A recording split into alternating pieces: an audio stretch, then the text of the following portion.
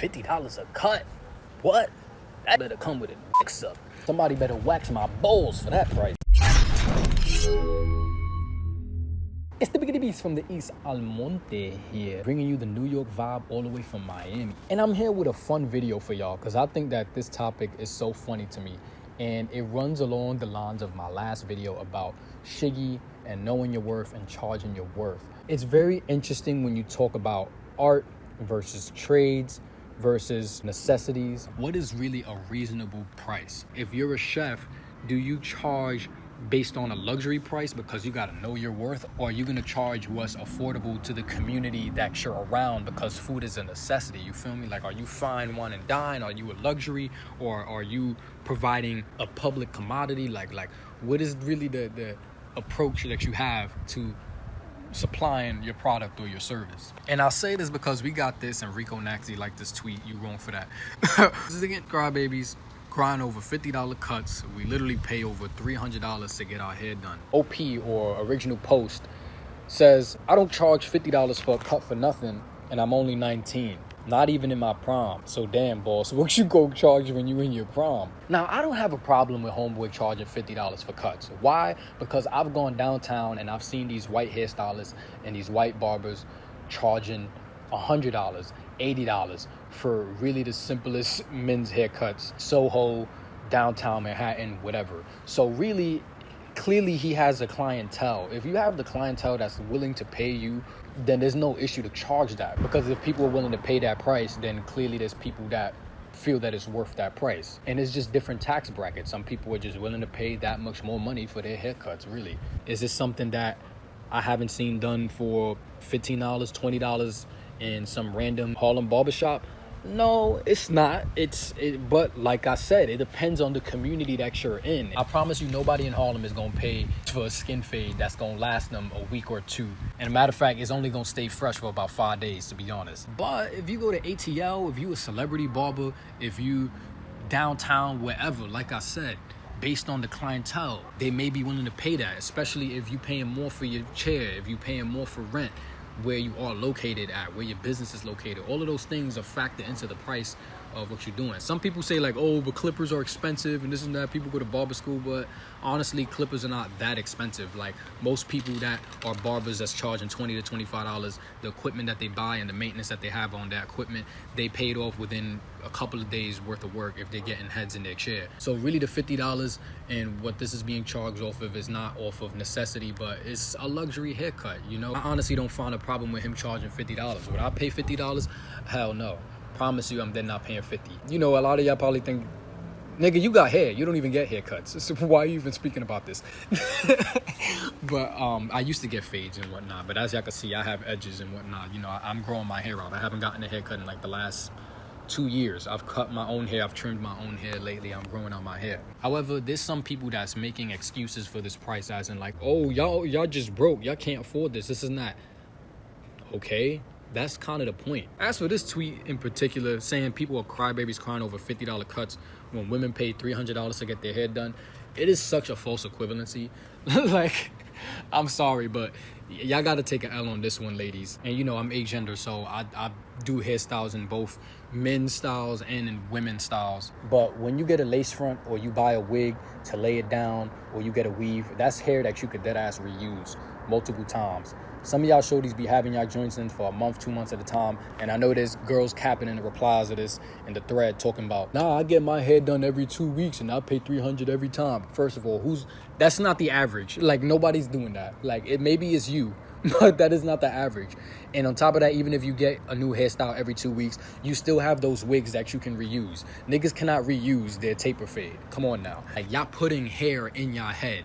Like, y'all not getting their hair cut off. Like, and on top of that, a lot of these hairstyles like closures and weaves and Senegalese twists and braids, those things be taking hours.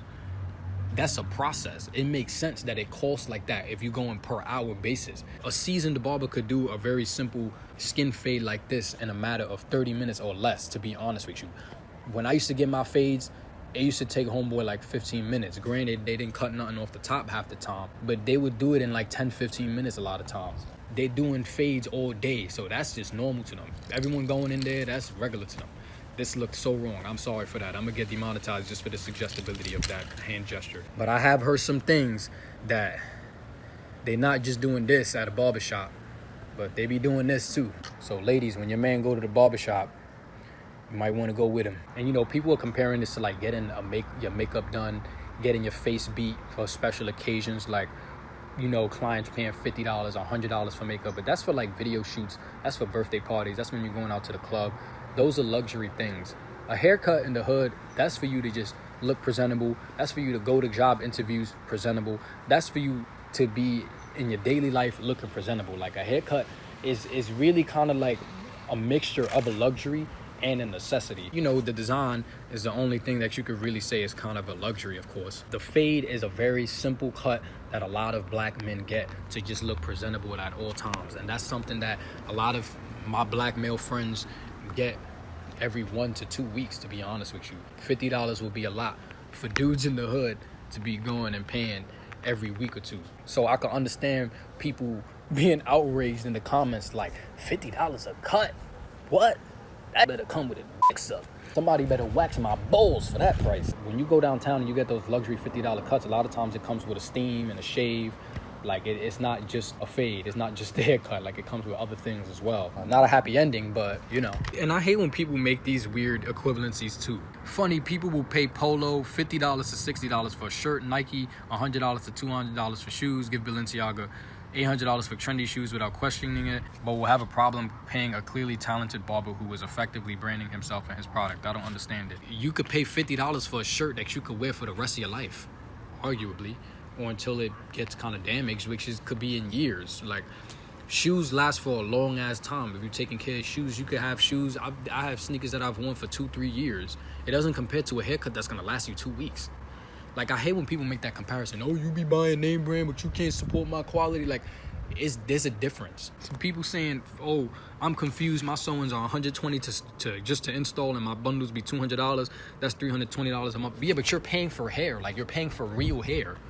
Like, you're paying for real ass hair. You're not just paying for 30 minutes for somebody to sit you down in a chair to clean up your hairline. Like, it's a completely different service. Like, I don't understand why people making that comparison. I personally see no issue with him charging $50. You know, not based off of just skill, but notoriety.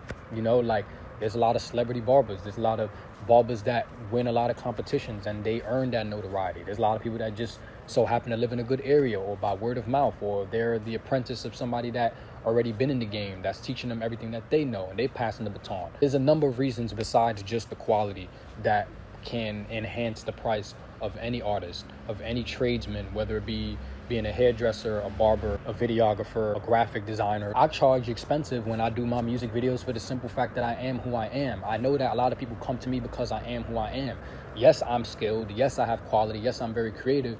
But I also know that people don't come to me just for those reasons. A lot of times artists come to me because they know the name that I have. They know that I have followers. They know that I have some type of fan base. And they know that whatever I create, my fans are going to see it. So I am not just a director, but I'm a whole package. You feel me? Like, when you hire me to do a music video for you, you also going to get the whole package where my fans are going to gravitate toward any work I create, period. So you're also paying for the name, the brand of who I am as well. People charge what they charge, and if people are paying that, they should keep charging that. This kid shouldn't change his price unless he sees that he's not getting any type of clientele. He needs to change his game, or maybe change his marketing or whatever. But if it works for him, he should just keep charging that. I know a lot of people that got bread that's not broke, that they'll pay for luxury haircuts, or a lot of times they'll just go to the hood just to get a haircut and pay cheaper. I don't believe in this whole, oh, we should pay black businesses and support black businesses just over the strength that they're black and they're young and they're trying to make it and we got to support each other. Like, no, like, not all skin folk is kinfolk.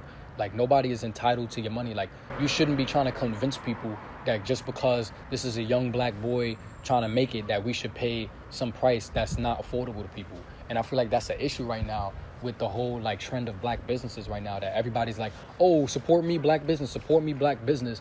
But if your prices are too expensive, a certain people are not gonna buy it. You know what I'm saying? Like, and it's always like that with black businesses. It's always like catered toward the black bourgeois or the people that's not in as much of a tough situation as poor black people in the hood that really can't afford this. Like, no, we're not buying your $60 hoodie. No, we're not buying your $50 haircuts. No, we're not buying your $40 tickets to your show. Like, we are poor. And yes, while we want to support our people, we're not going to break our own bank to support people that's probably not even giving that money back anyway. We're not going to break our bank to pay somebody just because they're black. But that's a whole nother conversation, to be honest, because when we talk about that, you could get into why a lot of black people rather go to Asian nail salons than go to black nail techs. So maybe y'all could discuss that in the comments, and we could get back to that at a later time. You know, and this kid knew that he was going to get some type of outrage on Twitter because he said it in the caption, I don't charge $50 for no reason. So he clearly knows that